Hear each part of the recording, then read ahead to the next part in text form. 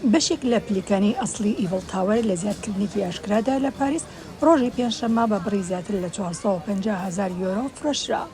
کڕیارەکە کە لە ژووری زیادکردنەکەدا بوو بۆ خاوەنی 14 پلیکانە کە بەرزێکی نۆپێ و کێشی نزیکەی 1.5 تەن دەبێت، وای مێژوەکەی دەگەڕێتەوە بۆ ساڵی 1889 ئەو ساڵی کە ئیڤڵ تاوەر تەواو بوو، شوێنێک کە بەسەر هەموو ناوەڕاستی شاردا دەڕوانێت.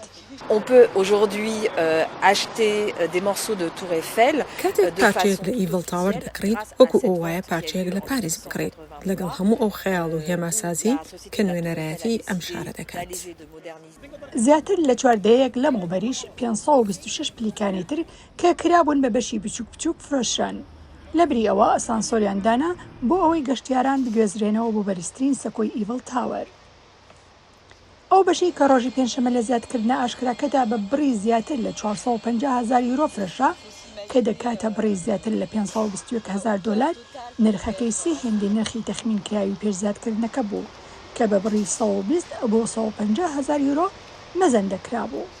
جێ ئاماژەیە پێشتریش لە ساڵی 2010دا بەشێکی تری پلیکانەکان بە بڕی 550,000 یۆرۆ لەلایەن کڕیارێکی ئەمریکیەوە کڕدرا بوو.